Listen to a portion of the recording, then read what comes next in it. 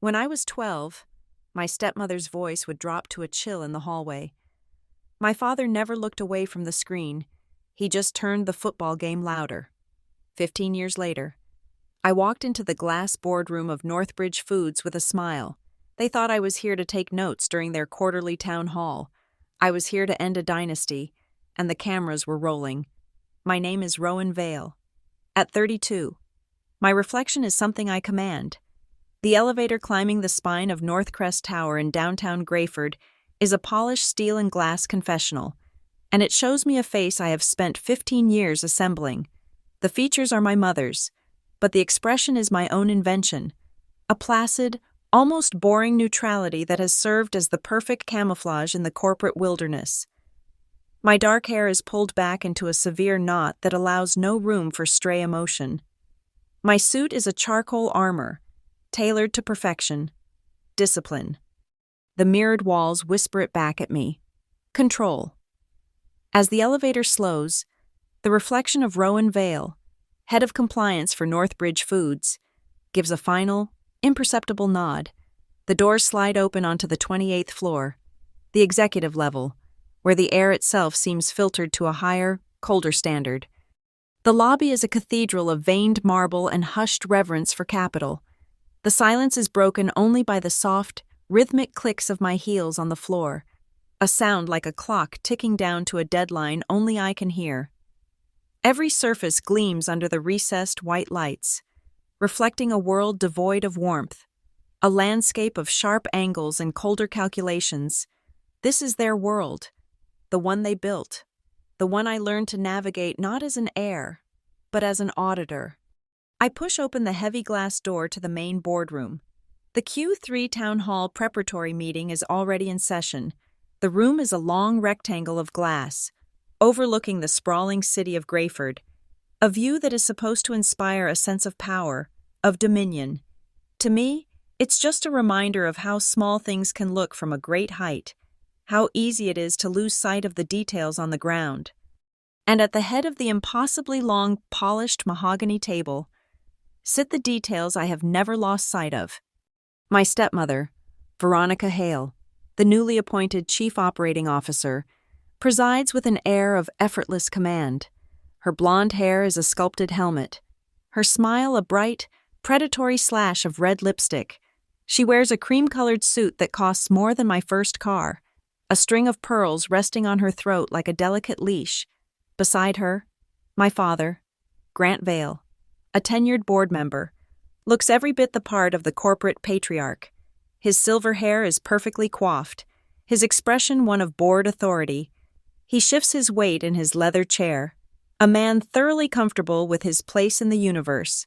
They are a matched set, polished and gleaming, the king and queen of this sterile kingdom. My entrance causes a minor ripple in the room's tense stillness. Heads turn.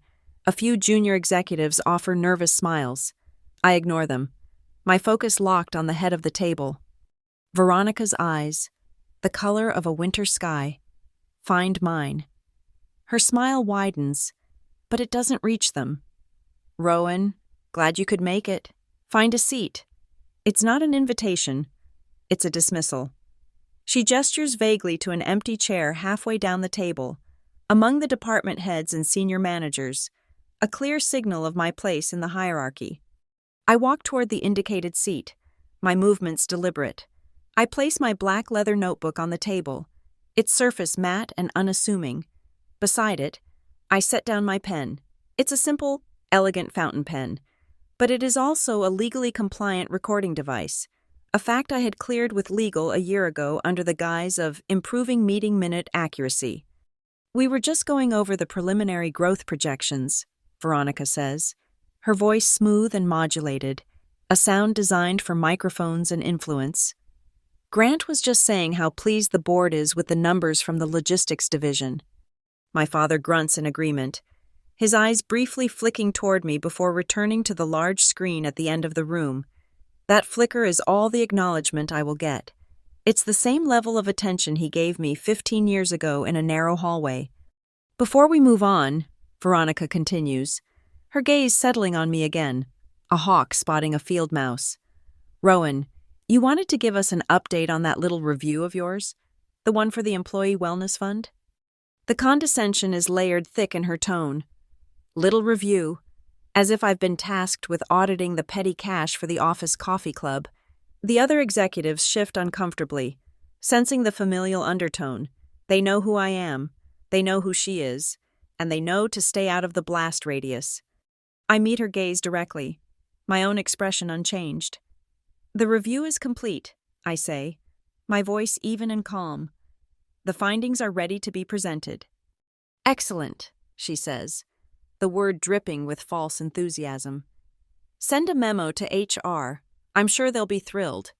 She turns away, a clear signal that my part in this conversation is over. But I am no longer the child who accepts dismissal.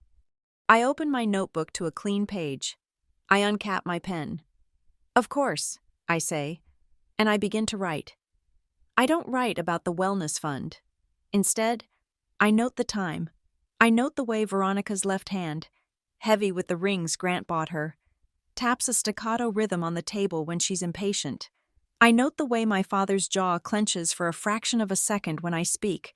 I document every shift in posture, every subtle glance, every tightening of a muscle around a mouth. I am a horologist, a watchmaker, counting the ticks and tocks of a mechanism about to fail. On the screen, a colorful bar chart slides into view. It shows a steep, satisfying upward curve labeled Projected Q3 Growth.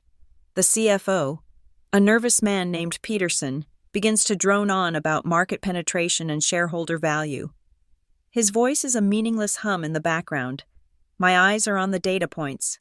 I know these numbers better than he does. I know the raw data they are derived from, and I know they are a lie. The growth is real, but the cash flow doesn't reconcile. The figures presented on the screen align perfectly with our sales projections, but they are completely divorced from the operational expenditures reported by our transport and logistics contractors. It's a subtle discrepancy, buried under layers of accounting jargon and amortized expenses, a rounding error to most. But I had spent months tracing that rounding error. It was not an error, it was a tunnel, siphoning cash from the company's heart, and I knew exactly where it led. My gaze drifts from the screen to Veronica, who is nodding along to Peterson's presentation. A picture of rapt attention. She looks confident, untouchable. She has lived her entire adult life believing that details are for little people, that the broad strokes of power are all that matter. She has never understood that dynasties are not toppled by armies, but by receipts. Slowly, deliberately, I reach into the inner pocket of my suit jacket and withdraw a single, thin envelope. It's a standard business envelope, crisp and white, with no markings. I place it on the table in front of me, perfectly aligned with the edge of my notebook. I do not open it. I simply let it sit there, a quiet, pale accusation in the dark, polished world of the boardroom. Its presence is a phantom echo of another envelope. On another day, 15 years ago, I was 12, standing in the long, wood-paneled hallway of Halebrook, the house my father bought after my mother died. Veronica had called my name in that sharp, impatient tone she reserved for me and the household staff. She held a thin envelope containing my weekly allowance. She told me it was more than generous, and that I should learn to be more grateful and less sullen. My father was in the living room, visible over her shoulder, watching a football game. He heard her tone, he saw my face, and he reached for the remote, turning the volume of the television up, drowning out the small, quiet moment of humiliation. He chose the noise over the silence. The envelope on the boardroom table now is my answer to that choice. It contains a single sheet of paper, the original, non-redacted transportation invoice from one of our most trusted contractors, an invoice that directly contradicts the summary Peterson is currently presenting. It's the first lockpick, the first key. The air in the room suddenly feels different to me. It's thick with the smells of corporate warfare, the bitter aroma of stale coffee from the urn in the corner, the hot electric scent of the overworked projector, the faint, clean smell of industrial window cleaner on the vast panes of glass. But underneath it all, there is something else, a sharp, metallic tang. It's the scent of anxiety. It's the smell of a carefully constructed world beginning to rust from the inside out. It's the feeling you get in a room just before the locks are changed for good. My father catches my eye for a second time. He glances at the envelope, then back at me. There is a flicker of something in his expression. Not concern, not yet. Annoyance. The same annoyance he showed when I would ask a difficult question at the dinner table, a question that disturbed the polished peace of his new life. He thinks this is a childish protest, a petty grievance brought to a place of adult business. He has no idea what's coming. They think the worst I can do is make a scene. They've forgotten what my real talent is. It's not in making noise. It's in analyzing the silence, finding the patterns in what is not being said, and translating it all into numbers. Numbers that don't lie. Numbers that can't be drowned out by turning up the volume. Peterson clicks to the next slide. I uncap my pen and make another note. The clock on the wall continues its silent, relentless sweep. The trap is set, and they have all walked right into it, in the boardroom. My father clears his throat. A low rumble of impatience. The sound pulls me back 20 years. It's the same noise he made the day he introduced Veronica. Less than a year after my mother's funeral, the house, which had been a quiet space of muted grief, was suddenly assaulted by her presence. She wasn't just a person. She was a sensory event. Her perfume, a cloying floral scent, clung to the curtains and the furniture. A hostile takeover of my mother's faint, lingering smell of lemon and old books. She moved through our home with a proprietary air. Her hands, heavy with thick, gold rings, touching everything, claiming it. The rings weren't just jewelry, they were seals, marking every surface as hers. My father, desperate to fill the silence my mother's absence had created, mistook her noise for life. He saw her bright, lacquered smile and thought it was sunshine. I was 11, and I knew the difference between warmth and glare. A memory surfaces, sharp and unwanted. We are at Halebrook, the sprawling, sterile house he bought for her. It was all polished wood and long, narrow hallways, designed to look impressive in magazines, not to be lived in.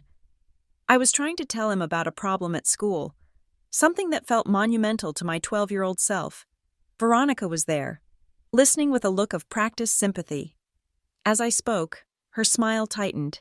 She said something to my father, a quiet, dismissive comment about adolescent drama. He nodded, his attention already drifting toward the flickering television in the living room. He looked at me, his eyes unfocused, and said, "We'll talk later, Rowan." Then he picked up the remote control and the sound of the football game swelled, filling the hallway. Erasing my small voice, I learned then that silence could be a weapon, but volume was a shield. That hallway was where I learned to swallow my words, to compress them into hard, indigestible pellets of resentment. It was where I learned that for some people, family was not a sanctuary, but an audience for whom one must perform. In the present, the CFO, Peterson, finishes his part of the presentation. He looks to Veronica for approval. She gives him a brilliant smile, the one that promises promotions and bonuses. "Wonderful work, Jim, truly." Her gaze sweeps the room, and for a moment, it lands on her son, Cam Hale. He sits at the far end of the table, slouching in his chair, scrolling through his phone. He holds the title of brand partner, a position Veronica created for him 6 months after she became COO. His resume was a single page of thin qualifications, listing a barely passed business degree and a series of short-lived internships at companies owned by his mother's friends. Yet here he was, drawing a senior-level salary. He is her vanity project, her living proof that the rules of meritocracy did not apply to the Halevale dynasty. He has his mother's manufactured charm, but none of her cunning, his face possessing a kind of vapid, unearned confidence. He feels my eyes on him and looks up, offering a lazy, conspiratorial wink, as if we are both kids who have successfully pulled one over on the adults. I give him nothing back. My expression remains a perfect, flat line. He shrugs and returns to his phone. Bored. The memory of his arrival at Northbridge is still fresh. It was announced in a company-wide email, full of corporate jargon about synergy and next-generation brand engagement. Nobody was fooled. We all knew it was nepotism, pure and simple, but in the culture Veronica and my father had cultivated, a culture of polished surfaces and unspoken truths. To point out the obvious was to commit a cardinal sin. It was a breach of etiquette. It was, as my father would say, making things awkward. I think of the last time the four of us were together outside of this building. It was Thanksgiving dinner at Halebrook. The conversation was light, meaningless, full of talk about golf swings and stock prices. At one point, Veronica, flushed with wine, gestured toward me with her glass.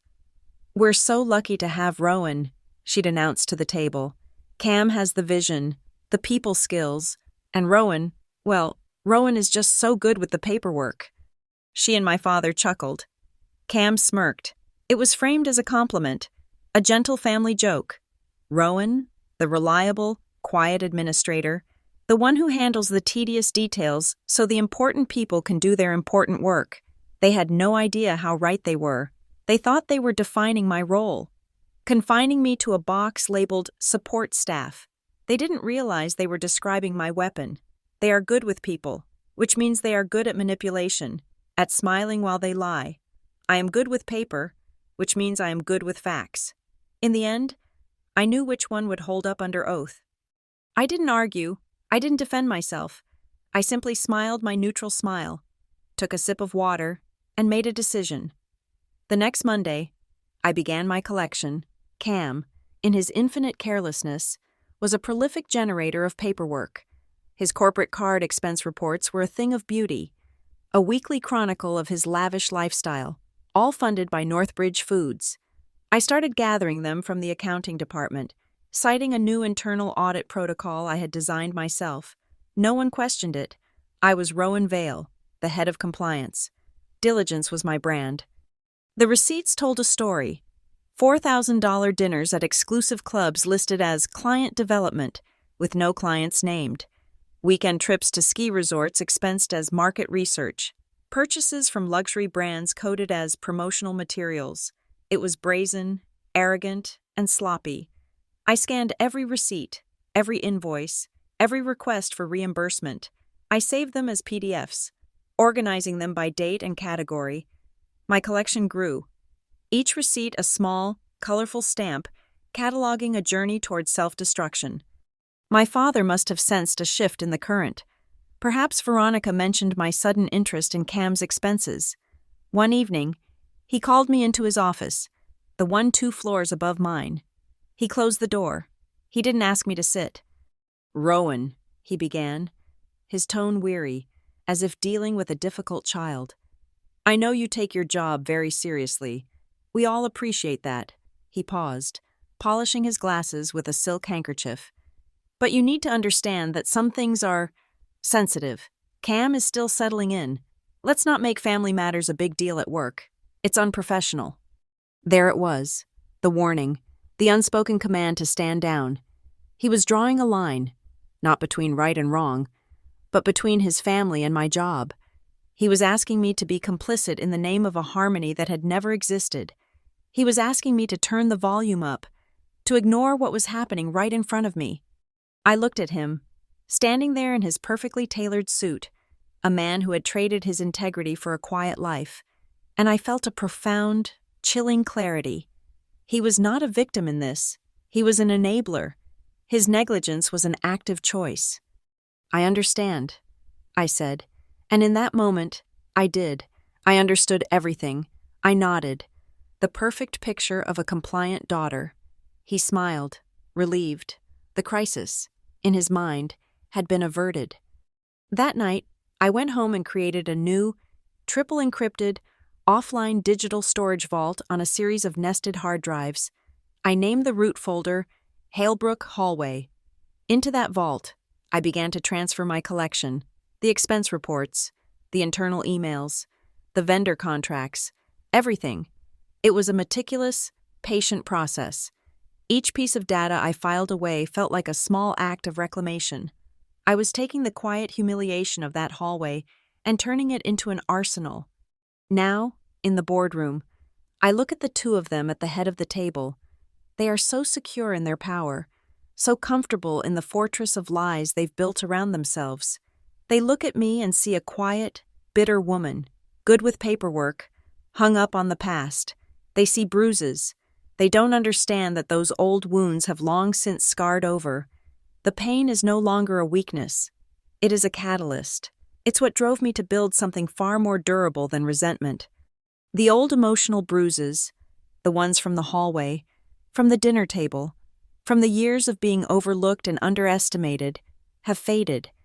They have been replaced by something clean, cold, and undeniable. The evidence grows not on my skin, but in my spreadsheets. It multiplies in my secure folders. The pain has been logged, quantified, and cross-referenced, and soon, it will be presented as evidence. The boardroom presentation drones on, a symphony of sanitized corporate speak and optimistic projections that mean nothing. My focus is not on the screen, but on the architecture of the trap I spent the last 11 months building. It began not with a bang, but with a number, an anomaly in the budget for the Employee Wellness Fund, a fund Veronica herself championed, citing the need for better work-life balance. It was the perfect cover, a corporate virtue so unimpeachable that no one thought to look too closely at its expenditures. No one but me. My audit started as a quiet, methodical review, a matter of routine protocol. I worked backwards from the general ledger, my screen a cascade of numbers and codes. Most of it was mundane. Gym membership reimbursements, mental health app subscriptions. Then I found it. A series of large, sequential payments made over a single week in late April. The recipient was the Springfell Resort, a luxury spa and golf retreat nestled in the mountains 3 hours from Grayford. The invoices were vague, citing services like executive leadership offsite and synergistic team building retreat. The total came to just over $70,000, a hefty sum for a wellness initiative. My first move was to cross-reference the dates. A quick, discreet search of social media confirmed my suspicion.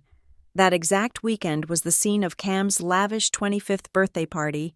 His friends, not known for their discretion, had plastered Instagram with images of a multi-day celebration at Springfell, champagne towers, private musical performances, and Cam himself, posing by an infinity pool with the hashtag #KingCam. There was no sign of a Northbridge Foods executive leadership offsite. The next step was to analyze the payments themselves. Northbridge policy, a policy I helped write, stipulated that any single expenditure over $25,000 required the sign-off of the CFO and 2 board members. Veronica's personal approval limit as COO was $25,000. I looked again at the invoices. There were 3 of them, paid on 3 consecutive days. The first, for $24,950, was from a vendor named Synergy Solutions. The second, for $24,980, was from Peak Performance Consulting. The third, for $24,990, was from Next Level Logistics. Each one a hair's breadth beneath the oversight threshold. Each one personally approved by Veronica Hale. The hunter in me stirred. This was no longer just about Cam's lifestyle. This was a structured, deliberate fraud. I ran the vendor names through the state's business registry. All 3 were registered within the same week, just 2 months before the payments were made. All 3 listed the same address, a commercial mail drop box in a suburb an hour away. They were ghosts, created for the sole purpose of atomizing a single large expense into 3 smaller ones that could fly under the radar. They were designed to be approved by a single signature, my stepmother's. I needed to place her at the scene. Speculation was not evidence. I drafted a formal request to the head of corporate transportation, citing my authority as head of compliance to conduct a review of executive asset utilization. I asked for the complete GPS logs for all vehicles in the senior executive fleet for the month of April.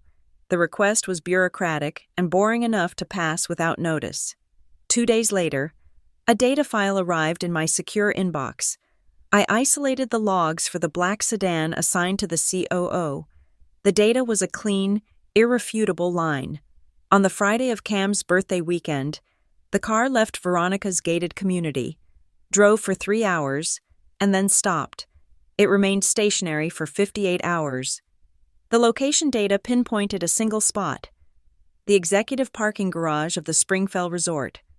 The pieces were aligning, but I needed something from the inside, a detail to tie the money directly to the event. It came on a Tuesday morning, in the form of an anonymous, internally routed email.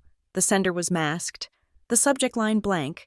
The body of the message contained a single sentence: "Ask about room 314 and the Renford Scotch." It was the whisper I had been waiting for. Confirmation that I was not the only one watching. Someone else in the company was afraid to speak up, but willing to point the way. Room 314, Renford Scotch. These were the specific, actionable details of a hunter's tip. Leveraging the official investigation into the 3 fake vendors, I had our corporate legal department subpoena the Springfell Resort's records related to their services. I wasn't interested in the guest list. I was interested in who paid the bills. The resort's lawyers complied, sending over a thick file of contracts and payment authorizations. I spent a weekend in the document review room, a sterile, windowless space in the basement of Northcrest Tower that smelled of old paper and ozone. There, buried in the fine print of the master services agreement for the weekend-long event, was the legal entity that had booked and paid for the entire party. It was not Northbridge Foods. It was not Synergy Solutions, Peak Performance Consulting, or Next Level Logistics. The license was held by a company I had never heard of, Hale Management LLC. My heart beat a little faster. This was the linchpin. That night, working from my encrypted home terminal, I ran a comprehensive search on Hale Management LLC. The results loaded onto my screen with a feeling of grim finality. It was a limited liability company, filed in Delaware for maximum anonymity, established just over a year ago. The articles of incorporation were public record. I downloaded the document. There was no long list of partners or investors. It was a single-member entity, the sole shareholder and beneficiary, Cameron Hale, and the final, damning detail: the name listed with the power of attorney, the individual with the sole authority to sign contracts and manage the company's finances, Veronica Hale. They had built a firewall. The 3 fake vendors, all paid by Northbridge, would transfer the money to the shell corporation, Hale Management LLC. Then, the LLC would pay the resort. It was a classic money laundering scheme, designed to wash corporate funds for personal use. But they made a mistake. They put their own names on the firewall. With the LLC identified, I had legal expand the subpoena to include all of Hale Management's transaction records with the resort. The new files were a treasure trove. I received the complete hotel logs, including keycard access data for every room associated with the event. Room 314, as the anonymous tipster had suggested, was the presidential suite, booked under Cam's name. I downloaded everything: room service charges, catering invoices, bar tabs. The final stage of the hunt was assembly. I opened my master file, the one labeled Halebrook Hallway. On one side of my screen, I pulled up the keycard access logs for room 314. On the other, I displayed the itemized vendor invoices. The cross-referencing was a symphony of complicity. An invoice from Next Level Logistics for specialized beverage delivery on Friday at 4:15 p.m. matched a room service receipt for 12 bottles of Renford Highland Scotch, a brand that costs over $500 a bottle, delivered to Suite 314 at 4:20 p.m. An invoice from Peak Performance Consulting for audio-visual services matched the hotel's charge for bringing a live band and a DJ to the suite's private terrace. A charge from Synergy Solutions for off-site catering lined up perfectly with the massive bill for a champagne brunch served to 50 guests on the Sunday morning. I overlaid Veronica's car GPS data. The timestamps of her arrival and departure perfectly bracketed the entire event. I could track her movements through the hotel via the keycard logs, entering the suite at multiple times throughout the weekend. The trap was no longer just a theory. It was a finished, perfect machine. It was an L-shaped trap, a classic strategic ambush. One leg was the financial front, the three fake vendors funneling money into the shell corporation, all under Veronica's sole approval authority. The second leg was the logistical front, the GPS data, the hotel bookings, the security camera licenses, the room service receipts, an undeniable chain of physical evidence placing them at the scene of the crime, using the proceeds of the fraud. These two fronts met at a single, fortified corner. Personnel. The entire scheme was enabled by Veronica's abuse of her executive power and the nepotistic installation of her son into a position he did not earn. I had them cornered: finances, logistics, personnel, three sides of a box with no exit. I saved the final compiled report, a precise, fact-based narrative of their greed, and closed the file. The time for hunting in the dark was over. It was time to turn on the lights. The night before the town hall, my apartment feels like the eye of an approaching hurricane. The usual city sounds from below. The distant siren, the hum of traffic on the Braxton Bridge, are muted, distant.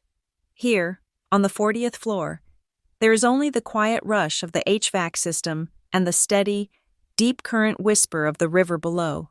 My space is minimalist, a curated defense against the clutter of both objects and emotions. It is all clean lines, cool tones, and glass, a private reflection of the corporate world I inhabit, but with one crucial difference. Here, I am in control. From a locked drawer in my desk, I retrieve a small, unassuming wooden box. It is the only thing I own of my mother's that Veronica never touched, an item I had hidden away before her perfume could invade its grain. Inside, resting on a bed of faded velvet, is an envelope. It is not the thin, sterile business envelope from the boardroom, but one made of thick, creamy paper, now yellowed and softened with age. It has been handled 1,000 times. My name is written on the front in my mother's elegant, fading ink. I slide my finger under the unsealed flap and pull out the single folded sheet of paper. I have not read it in years, but I know the words by heart. They are not a letter in the traditional sense, but a single, potent instruction, a legacy condensed into a sentence. It was something she wrote for me in the last months of her life, a time when she was trying to distill all the wisdom she wanted to give me into small, manageable pieces. When you are old enough to call violence by its name, do not let it name you. I smooth the paper on my desk, the fragile creed illuminated by the sharp, white light of my lamp. For years, I misunderstood her. I thought she meant the obvious, the physical, but my mother was a student of human nature, a lawyer who had seen the myriad ways people could harm one another without ever raising a hand.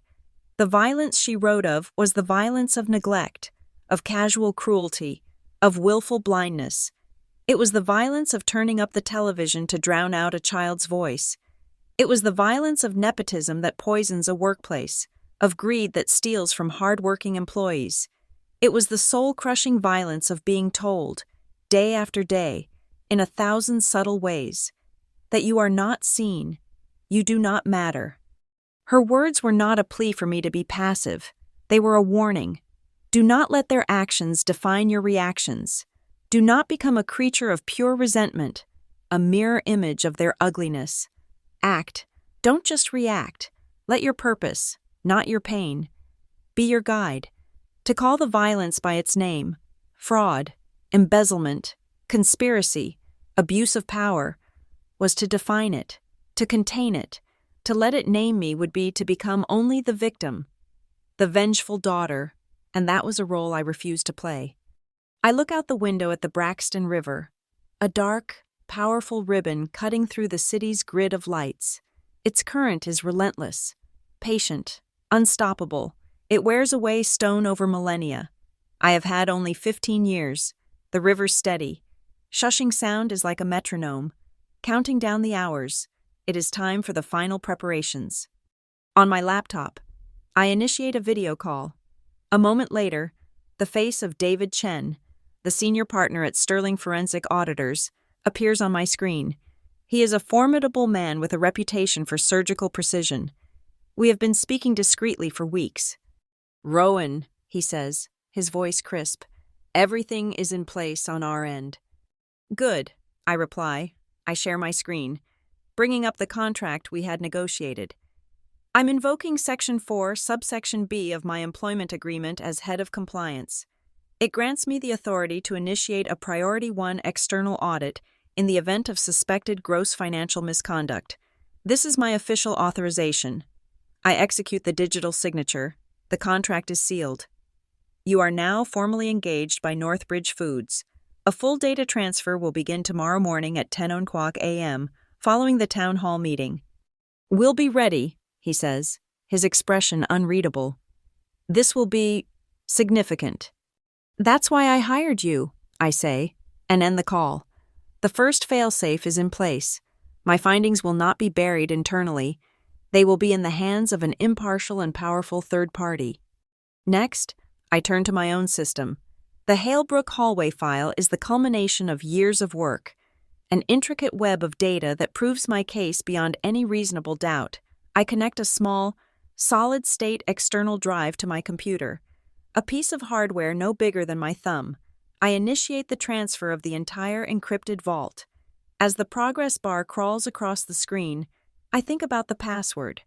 A password should be something you can never forget. A memory rises, unbidden but clear.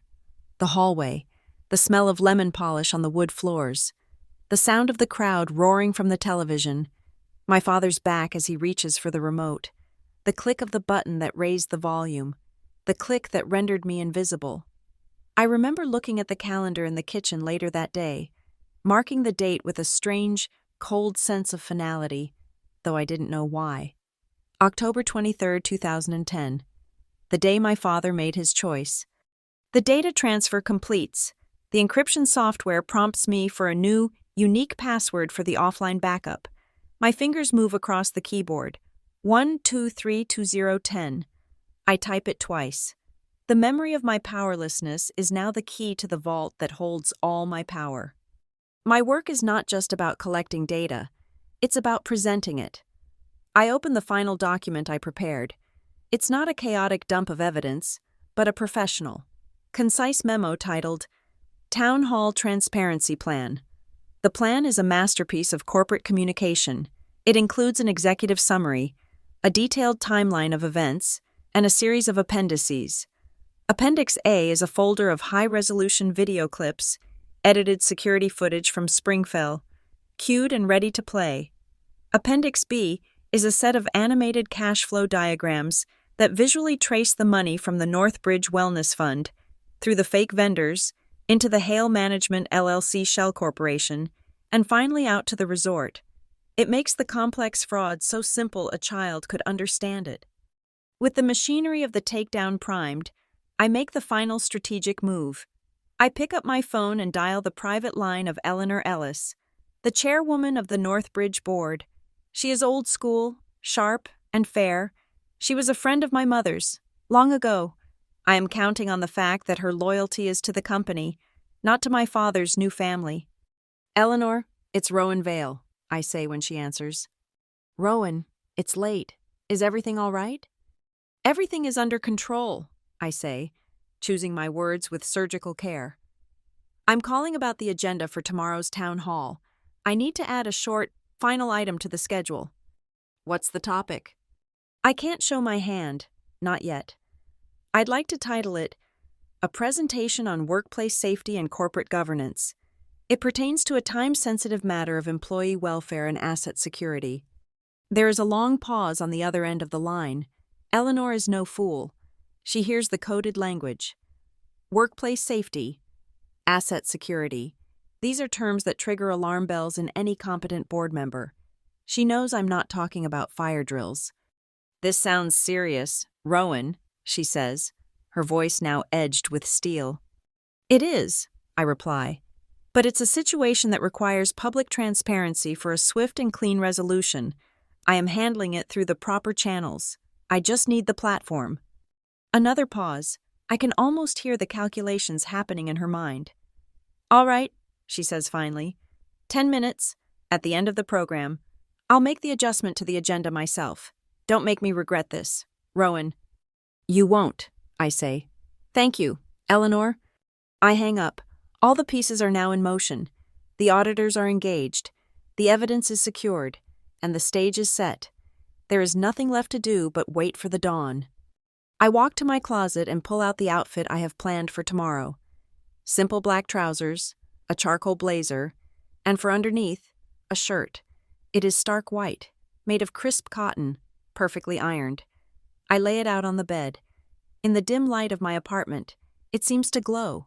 It is the color of surrender, but also the color of truth. It is the color of a surgeon's coat. Tomorrow, I will not be a daughter settling a score. I will be a professional, performing a necessary and long overdue operation. The grand conference hall on the 28th floor is an ocean of expectant faces. 300 of Northbridge Foods' corporate employees are packed into tiered seating, their attention focused on the brightly lit stage. For thousands more, in offices from London to Shanghai, the event is a mandatory live stream, their faces represented by the unblinking red eyes of 3 broadcast cameras positioned strategically throughout the room. The air hums with the low thrum of the audiovisual equipment and the collective, caffeinated energy of a company gathered to hear about its triumphant quarter. The stage is flanked by 2 enormous screens, currently showing the Northbridge logo over a soothing, generic corporate blue background. Veronica stands at the central lectern, bathed in a warm, flattering spotlight. She is in her element, a conductor commanding her orchestra. Dressed in a striking cobalt blue dress, she radiates confidence and power. She has just finished a soaring overview of the company's Q3 performance, and now she is moving into her closing remarks, her voice resonating with carefully rehearsed passion. And so, as we look toward Q4 and beyond, she says, her smile wide and dazzling, I want to leave you with the 3 core values that have made this success possible. First, transparency. The word appears on the screens behind her in a clean, white font. We believe in open communication, in sharing our goals and our results with every member of our team. She pauses for effect. Second, accountability. The next word joins the first. We take ownership of our actions, celebrating our victories and, more importantly, learning from our challenges. She leans forward slightly, her voice dropping to a more intimate, conspiratorial tone. And finally, the value that underpins everything we do here at Northbridge: family. The word hangs in the air, thick with an irony so dense it feels like I could choke on it. From my seat in the front row, reserved for department heads, I watch her soak in the applause. My father, seated next to Chairwoman Ellis, beams with pride. He sees a brilliant executive. I see a liar. We are more than a company, Veronica continues. We are a family. We support each other. We protect each other. And we build a legacy together. As the applause dies down, Veronica glances at her notes. Now, before we open the floor to Q&A, we have one final but brief presentation on the agenda from our head of compliance, Rowan Vale, who will be sharing a few updates on workplace safety and corporate governance. Her introduction is a masterpiece of subtle condescension. It frames my presentation as a dry procedural necessity, a bit of administrative housekeeping before the main event is over. A low murmur of rustling papers and quiet coughs ripples through the audience as they settle in for what they expect to be 5 boring minutes. I rise from my seat. My heels make no sound on the thick carpet as I walk the few steps to the side of the stage and ascend the small staircase. I am wearing my surgeon's white shirt and charcoal suit. The contrast with Veronica's vibrant blue is stark. As I walk toward the lectern, she steps aside, offering me another one of her brilliant, false smiles. The floor is yours, Rowan, she murmurs, just loud enough for the lectern microphone to pick up. I give her a slight, professional nod and turn to face the audience. The stage lights are hot and blinding. I can't make out individual faces beyond the first few rows, only a sea of indistinct shapes. The 3 red camera lights feel like laser sights trained on my chest. For a moment, the sheer scale of the audience, both present and virtual, threatens to overwhelm me. Then I remember my mother's words. I'm not here to let them name me. I am here to name the violence. I say nothing. Instead, I reach into my jacket pocket and pull out a simple, black USB flash drive. I turn to the laptop on the lectern and, with a steady hand, insert the drive into the port. The small, satisfying click is audible in the silent room. I use the trackpad to open the single file on the drive. My first slide projects onto the massive screens behind me. It is not the Northbridge logo. It is a plain white background with a single line of black text. The title of my presentation: The Money Trail, from Employee Wellness to Room 314. A wave of confusion washes over the hall. I hear whispers, the rustle of people shifting in their seats, leaning toward their neighbors. What is Room 314? In the front row, I see my father's smile falter. Beside me, I feel Veronica stiffen. Her smile is gone, replaced by a sharp, quizzical frown. I click the remote in my hand. The next slide appears. It is the animated cash flow diagram I had perfected. It is clean, simple, and devastating. On the left, the Northbridge Foods logo sits beside a box labeled Employee Wellness Fund. A thick green arrow labeled with the sum $74,920 exits the box. The arrow then splits into three, feeding into three smaller boxes: Synergy Solutions, Peak Performance Consulting, and Next Level Logistics. From those three boxes, the arrows merge again, flowing into a central gray box titled Hale Management LLC. A final arrow exits the gray box and points to the logo of the Springfell Resort. The murmuring in the auditorium grows louder. I can hear gasps of recognition as people who follow Cam on social media make the connection. I let the diagram hang there for a full 10 seconds, allowing every person in every office around the world to absorb its meaning. It's a map of their crime, presented in their own language of corporate graphics. For the past 11 months, I begin, my voice amplified by the microphone, calm and even, betraying none of the adrenaline coursing through me.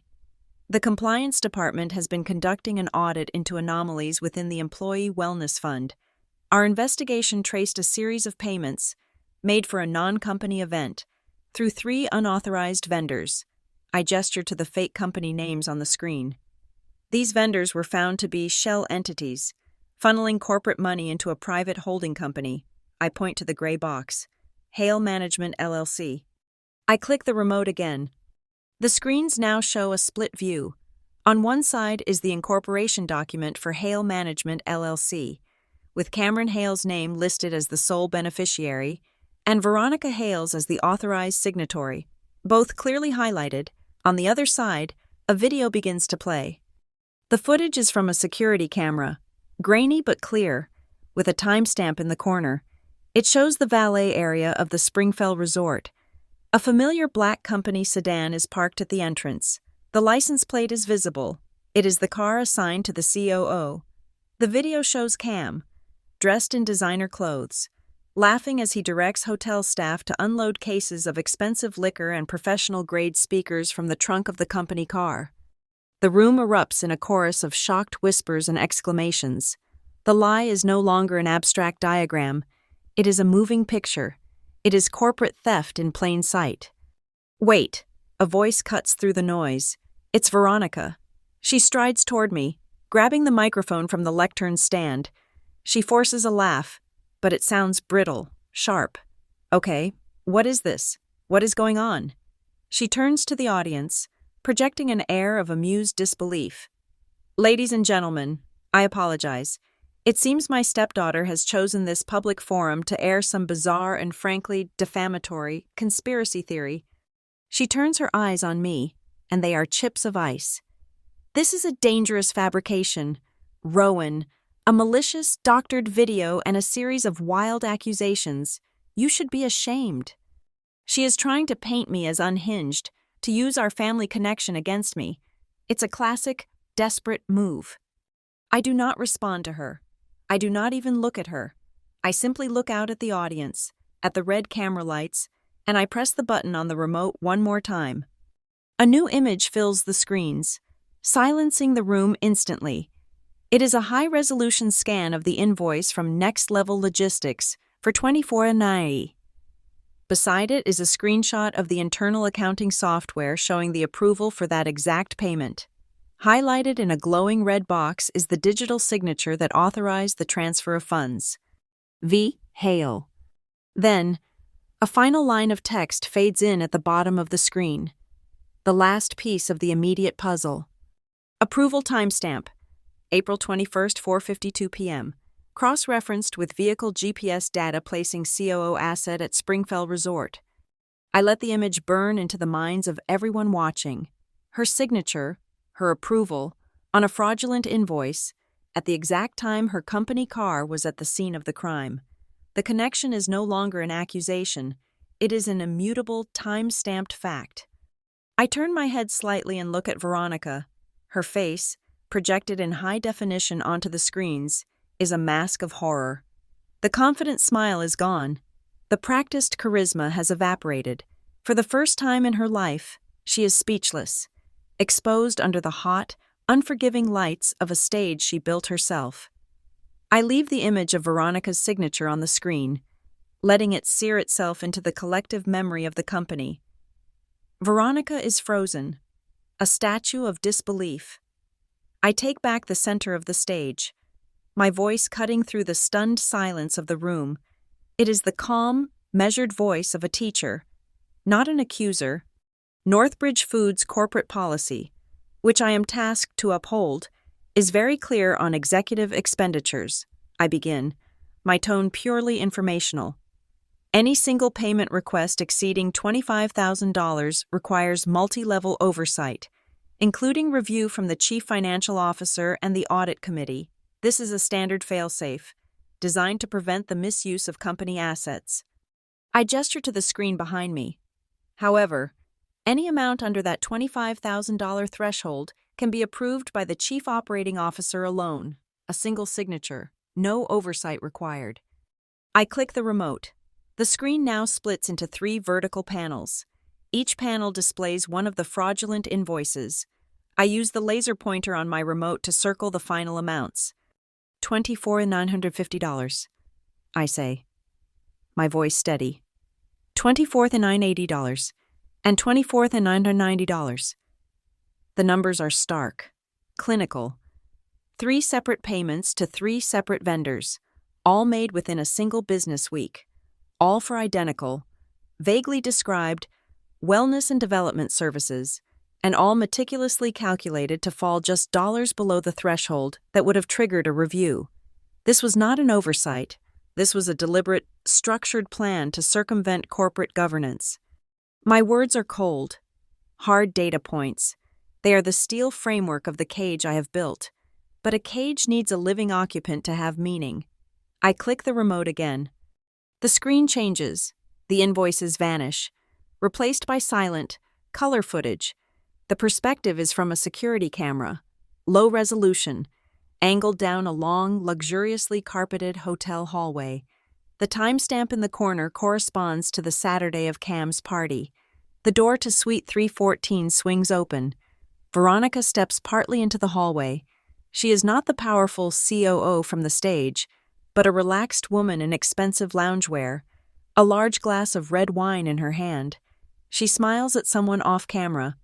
A moment later, Cam appears, laughing as he pulls a large, silver room service trolley laden with what looks like dozens of gift bags toward the suite's entrance.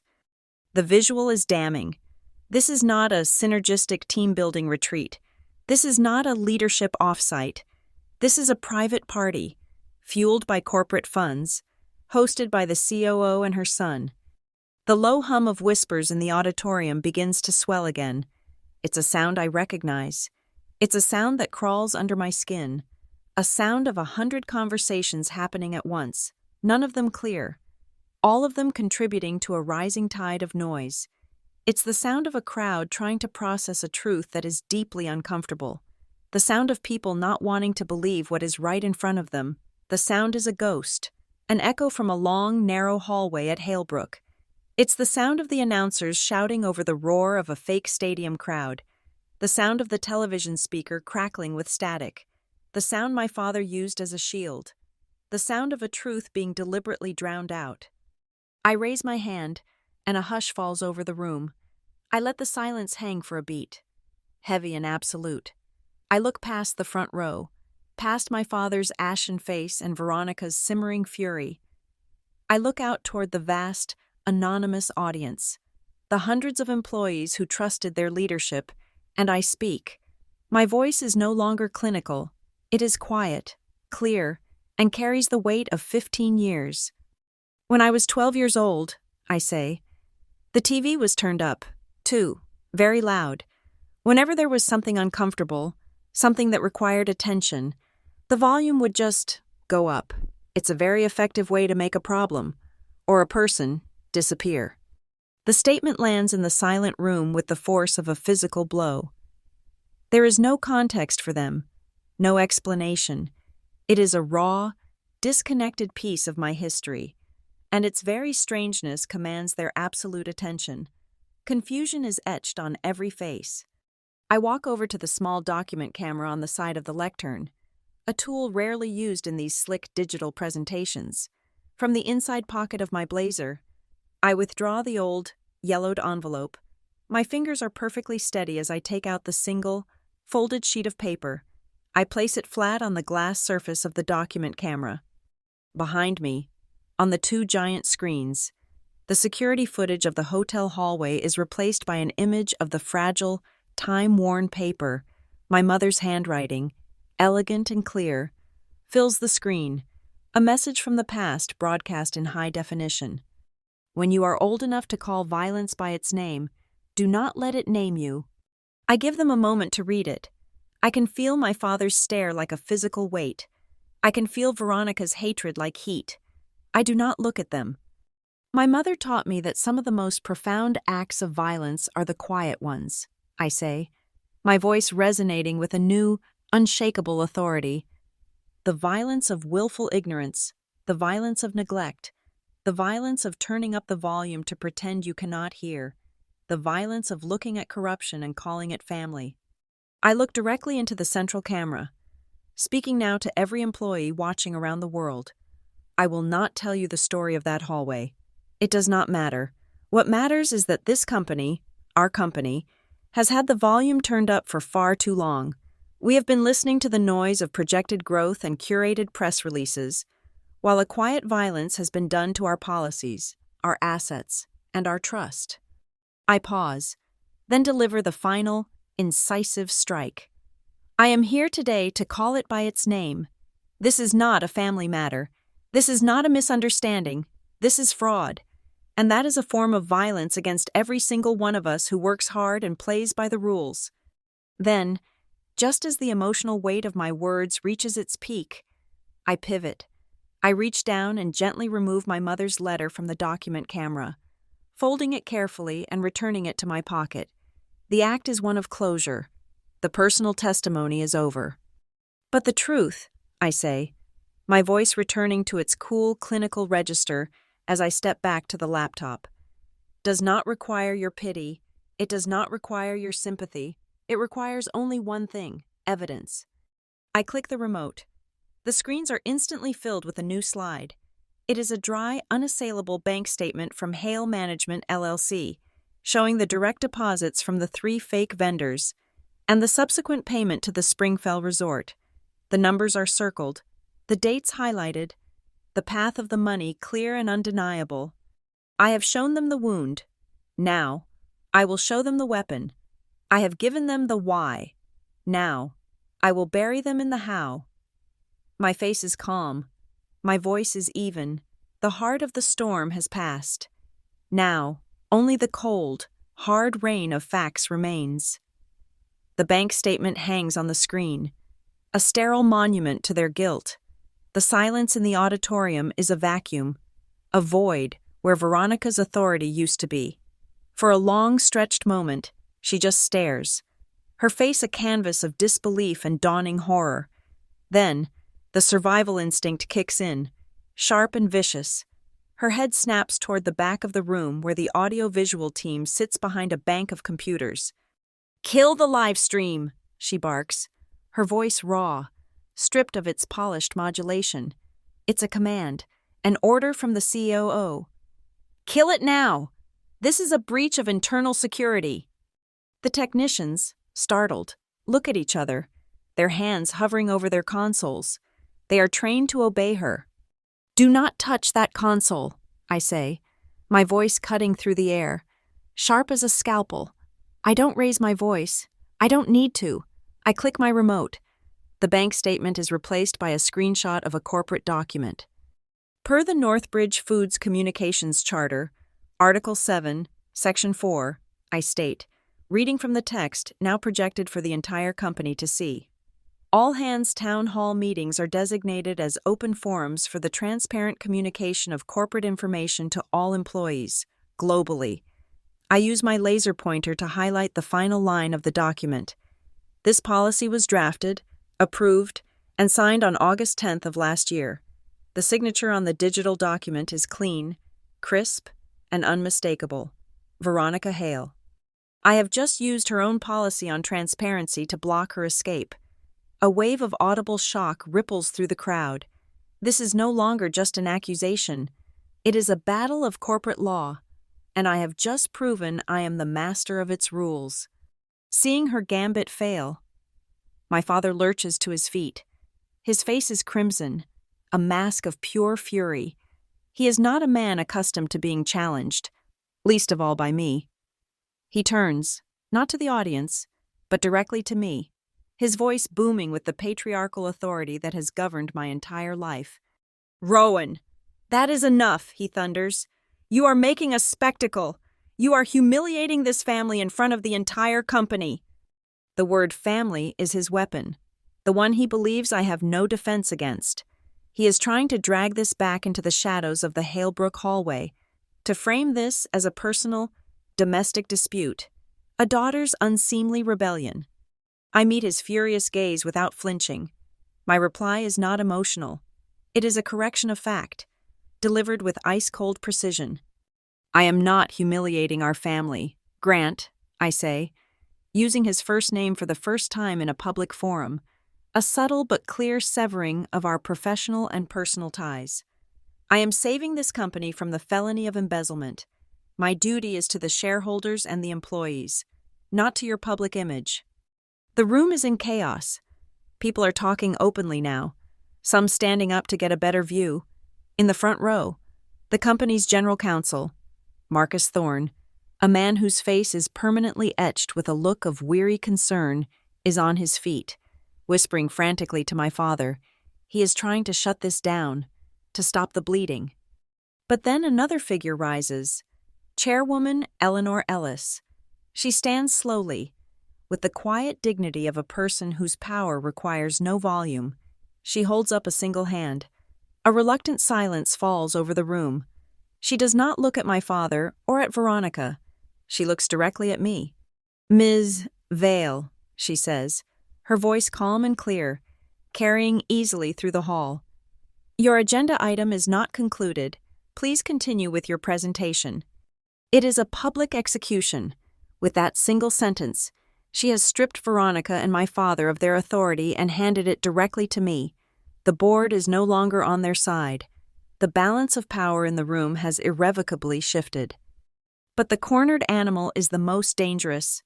From the back of the room, a new voice screams out, raw and petulant.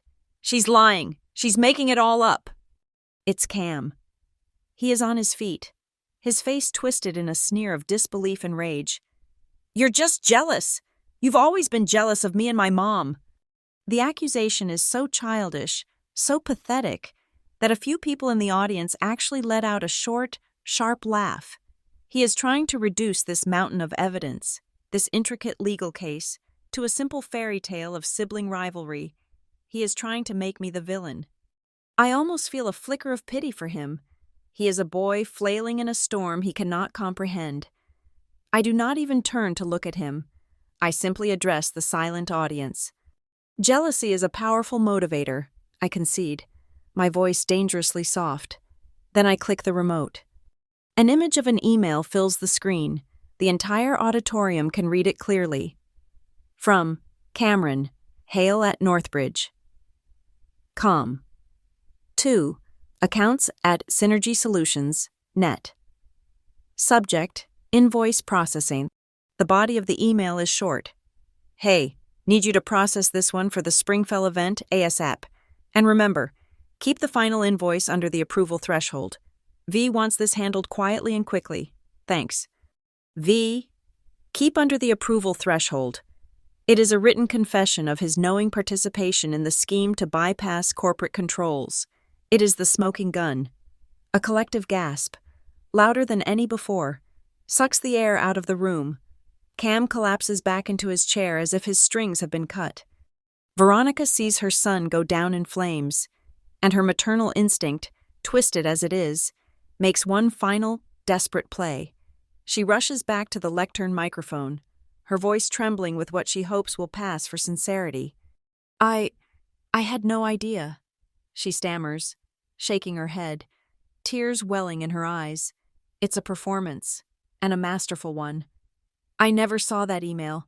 This is my son, acting alone, trying to impress me. I swear, I did not know he was doing this. She is sacrificing him to save herself. She is throwing her own child under the bus.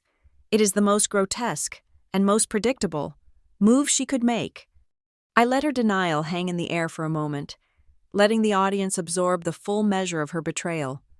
I see, I say, my voice laced with a coldness that feels absolute. Plausible deniability, a common strategy.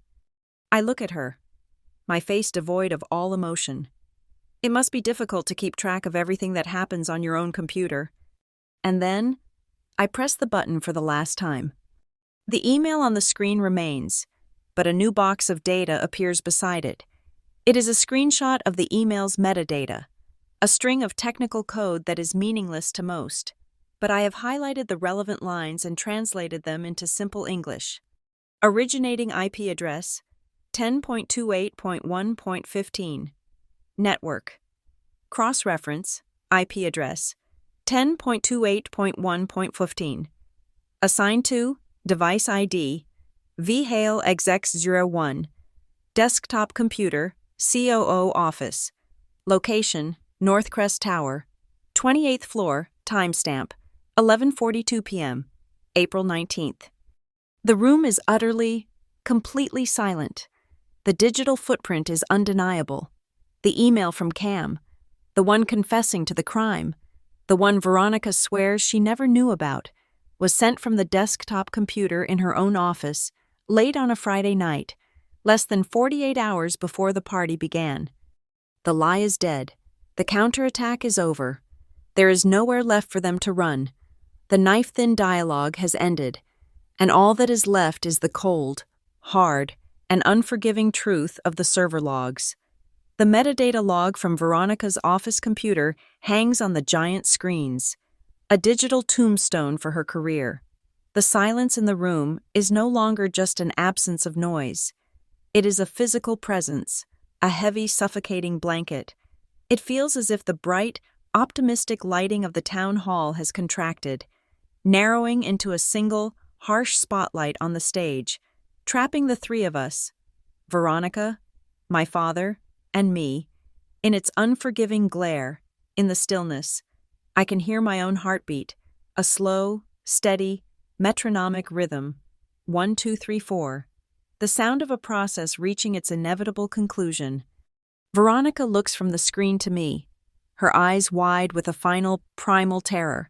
The mask of the powerful COO has been completely stripped away, leaving only the raw, desperate face of a woman who has been outmaneuvered at every turn. She opens her mouth, but no sound comes out. All the words, all the polished corporate phrases and sharp-edged denials have been exhausted. She has nothing left. The anonymous email I received was not just a tip, I say, my voice filling the void. It was a key. It allowed me to ask the right questions of the right people. I navigate to the final section of my presentation. The folder is labeled Appendix C. Within it is a single file, Whistle H314 MP3, An audio player interface appears on the screen. It is stark and simple. A play button, a progress bar. It allowed me to get a copy of a phone call, recorded for quality assurance purposes, between the COO's office and the events manager at the Springfell Resort, made 3 weeks before the party. I pressed the play button. For a moment, there is only the faint hiss of a phone line, then a man's professional voice. Springfell Resort, this is Martin speaking. How can I help you? And then, Veronica's voice, unmistakable, laced with her signature blend of charm and impatience. Martin, darling, it's Veronica Hale. Calling about the arrangements for my son's birthday weekend. We need to confirm the final details for the Hale family VIP package. The word family echoes through the auditorium, a ghostly callback to the speech she gave just minutes earlier. Martin's voice replies, obsequious and eager to please. Of course, Mrs. Hale, we have the presidential suite. Room 314, reserved for you. And you wanted the Renford Scotch, correct? 12 bottles? Yes, Veronica's voice confirms. And Martin, I must stress again the need for absolute discretion. This is a private, family celebration. It should be billed through the LLC. As we discussed, no mention of Northbridge Foods on any of the official paperwork. The recording ends. I press stop. The small click of the mouse is like the cocking of a hammer. Her own voice, her own words, have just systematically dismantled her final defense. She didn't just know. She orchestrated every deceptive detail. In the front row, Chairwoman Ellis leans forward and speaks quietly but firmly into the small microphone at her seat. Mr. Thorne, she says to the General Counsel, please advise the board. Then she looks at the other board members seated near her. We are now in an emergency executive session of the Board of Directors of Northbridge Foods. She nods to an aide, who quickly types on a laptop, on a smaller monitor to the side of the main stage. A new video window pops up. The face of David Chen, the lead partner at Sterling Forensic Auditors, appears, his expression grim and professional. Mr. Chen, Ellis says, her voice ringing with authority. I trust you are online. I am, Madam Chairwoman, he replies. My office transmitted a secure file from Ms. Rowan Vale to you approximately 12 hours ago. Have you had a chance to review the integrity of the evidence chain presented? We have, Chen confirms. Our preliminary assessment indicates that the data is authentic, untampered, and the chain of custody is clear. The evidence presented today is, in our professional opinion, valid. It's over for Veronica. The matter is now in the hands of the board and their independent counsel. Ellis turns her gaze back to me. The entire room, the entire global company, follows her lead. Ms. Vale, she says, as the officer who brought this matter to our attention, what are the formal recommendations of the compliance department? This is the moment, the culmination of everything. I stand tall, my voice devoid of emotion, a pure conduit for corporate law. I have 4 recommendations for the board's immediate consideration. I state clearly. 1. The immediate suspension, without pay, of the Chief Operating Officer, Veronica Hale, pending the results of a full external investigation. Veronica lets out a small, strangled gasp. 2. The authorization of a comprehensive, special forensic audit of all executive-level discretionary funds to be conducted by Sterling Forensic Auditors, effective immediately. 3. The initiation of clawback proceedings against Hale Management LLC to recover the full $74,920 of misappropriated corporate funds. And 4. That upon confirmation of the audit's findings, Northbridge Foods make a formal notification to the Securities and Exchange Commission regarding material financial misconduct by a senior officer of this company. Each recommendation is a nail hammered into the coffin of her career. I have laid out the path to her destruction, and it is a path paved with the company's own bylaws. I pause, letting the weight of the 4 points settle. Then I add one final, quiet sentence. And a 5th recommendation, a full review of all payments made from the COO's Special Projects Fund over the last 2 years. I look at my father. His face is a wreck of confusion and impotent rage. He thinks the assault is over. He thinks he is just a spectator to his wife's downfall. He is wrong. With a final, deliberate press of the button, I change the slide. The screen displays a simple table.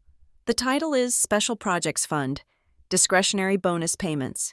There are several line items, but I have highlighted one recurring payment. The description reads, Domestic Harmony Initiative.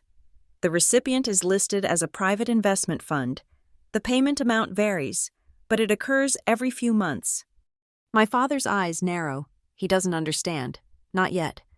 I click one more time. A redacted bank transfer record appears on the screen. It shows a payment of $50,000 from the Northbridge Special Projects Fund.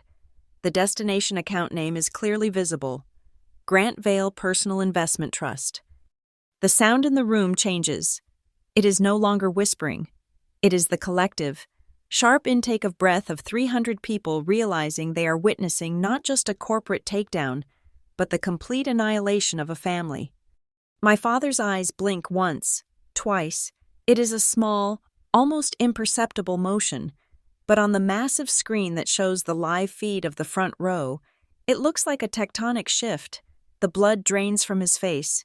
He understands now. This wasn't just his wife's crime. He was her paid accomplice. This was his bonus for keeping quiet, his hush money for turning up the volume, the price of his silence. The very air in the room feels thick, heavy, difficult to breathe. The silence that follows is absolute, profound. It is the silence of a tomb. I turn from the screen and face Chairwoman Ellis, my expression unreadable. I have concluded my presentation, I say, my voice cutting through the stillness. I move for an immediate board vote on the 5 recommendations. Eleanor Ellis holds my gaze for a long moment, her face a mask of grim understanding. Then, she gives a single, decisive nod. The red lights of the 3 broadcast cameras are still on. The whole world is still watching. I look down at my right hand, which is resting on the cool wood of the lectern. For 15 years, it has carried a faint, almost imperceptible tremor, a ghost of fear and powerlessness. Now, as I look at it in the harsh, clarifying light of the stage, it is perfectly, absolutely still. Chairwoman Ellis does not wait for the shock to subside. Her authority settles over the chaotic room like a sheet of steel. The emergency board meeting is now in session, and the audience, both in the room and online, is its silent, captive witness. We will now vote on the 5 recommendations put forth by the head of compliance, she announces, her voice devoid of any emotion. This vote will be conducted by a roll call. The results are binding and effective immediately. She looks to her left, at the first board member. Mr. Davies, on recommendation 1, the immediate suspension of the Chief Operating Officer. How do you vote? The camera feed switches to a tight shot of a grim-faced man in his 60s. He doesn't hesitate. Aye. The word lands with the heavy finality of a rivet being punched into place. Ellis moves to the next. Ms. Albright? Aye. Another rivet. Mr. Patel? Aye. The camera pans across the faces of the board members, one after another. The vote is the same, clean, decisive. When it comes to my father's staunchest ally, a man named Henderson, there is a brief, pained pause. Nay, he mutters, his voice thick with defeat. And then, it comes to my father. He is a board member. He must vote on his own wife's fate. The camera holds on his face. It is a ruin of disbelief and fury. He knows he is trapped. To vote yes is a betrayal. To vote no is a futile gesture of defiance that will be recorded in the company annals forever. Grant, Ellis prods, her voice unyielding. Abstain, he chokes out. It is the coward's way out, and everyone knows it. The motion carries 6-1, with 1 abstention, Ellis declares, her voice a gavel. Veronica Hale is suspended as Chief Operating Officer of Northbridge Foods, effective immediately. A smattering of applause breaks out in the back of the auditorium. It is tentative at first, then grows stronger. a wave of release and validation from the hundreds of employees who have worked in the shadow of her tyranny. It is a sound of pressure being released, of a fever breaking.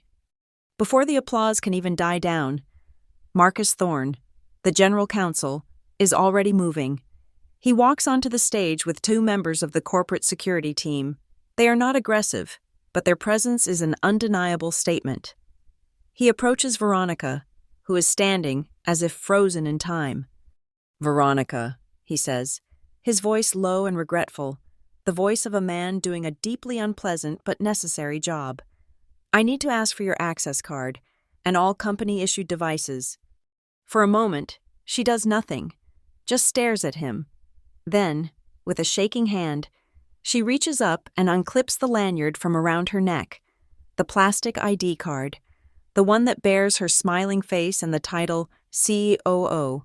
The key that opened every door in this building is now just a useless piece of plastic. She hands it to him. The transfer is a small, quiet, devastating act of surrender. Ellis continues, relentless. On recommendation 2, the removal of Grant Vale from the audit committee, pending investigation. The vote is faster this time. The same cascade of ayes. Henderson and my father are the only two nays. The motion carries 5-2, Ellis announces. Grant Vale is removed from all committee oversight duties. Another rivet bangs into place. My father slumps in his chair, a king deposed in his own court. While this happens, a second, quieter drama unfolds. Another security guard has made his way to the back of the auditorium, to where Cam is still sitting, slack-jawed. The guard leans down and speaks quietly. We cannot hear the words, but we see Cam's face crumple in protest. The guard is firm. Cam stands, his shoulders slumped in defeat. He is escorted not toward the stage, but toward a side exit. The reason, a procedural masterpiece of cold corporate logic, will later be noted in the official report. His visitor's pass, issued for the town hall, had expired at the conclusion of the scheduled event. He was now in violation of company security policy. The heavy glass door to the hallway swings shut behind him, its hydraulic arm closing with a soft, final sigh. No sound, no drama, just a quiet, bureaucratic erasure. On the stage, Ellis retakes the lectern, addressing the global audience. As of this moment, she declares, an expanded, independent forensic audit will commence, covering all executive discretionary spending. Furthermore, Northbridge Foods has an ironclad whistleblower protection policy. The company will not tolerate any form of retaliation against any employee who brings forward evidence of misconduct. Ms. Vale's actions were a service to this corporation, and she has the full and unequivocal protection of this board. She looks directly at me, a silent, powerful acknowledgement. I give a single, brief nod in return. The surgery is complete. Now comes the cleanup. I remain at the side lectern, while the room is still processing the aftershocks. I open my laptop. My fingers move with practiced speed. I compose a new, secure email. The recipient list is preloaded. David Chen at Sterling Forensic Auditors, and a secure portal for the compliance divisions of the SEC and the State Attorney General's office. I attach the single, massive, encrypted file, Halebrook Hallway. The subject line is dry, professional. Official submission per NBF Whistleblower Policy 8.1 and SEC Rule 21F. I press send.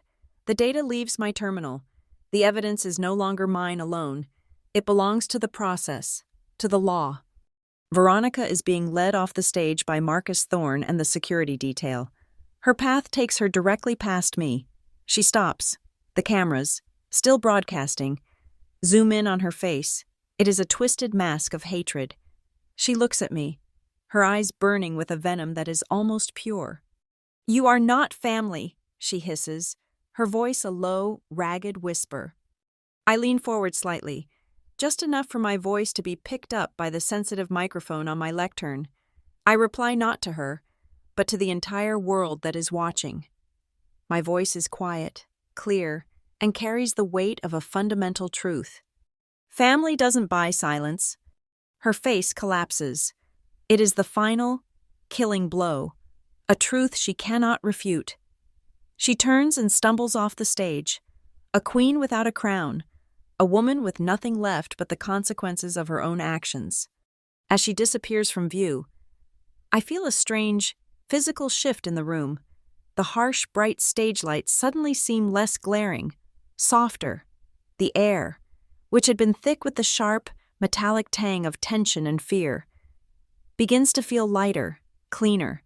It is the feeling of a fever breaking, of a storm passing. The noise has been turned off, and in its place, for the first time in a very long time, there is a quiet, and it is a quiet of peace, not of fear. The vote is done. The consequences have been delivered. A strange calm descends upon the stage, a pocket of stillness in a room still buzzing with the aftershocks of the truth. The employees, who had been a single, unified audience, have now become a collection of individuals, talking in hushed, urgent tones, processing the corporate earthquake they have just witnessed. The machine of justice, having been set in motion, now begins its methodical work. Men and women in dark suits, members of the legal and HR departments, move with quiet purpose, speaking to board members, securing the lectern, their movements the calm, practiced choreography of damage control. Chairwoman Ellis stands at the center of it all, a bastion of order in the storm. She allows the low roar of conversation to continue for a moment, before raising a hand for silence. The room obeys, the quiet returning instantly. "This town hall is now concluded," she announces, her voice steady. "The board will be in an emergency session for the remainder of the day. Further communication regarding interim leadership will be forthcoming. Thank you for your attention." She turns, and her eyes find me across the stage. There is no warmth in her gaze, but there is a profound, steely respect. "Ms. Vale," she says, her voice carrying a new weight. "Before we terminate the broadcast, would you care to make a final statement to the company? This is it, the final word, the epilogue I never planned, delivered in a single sentence."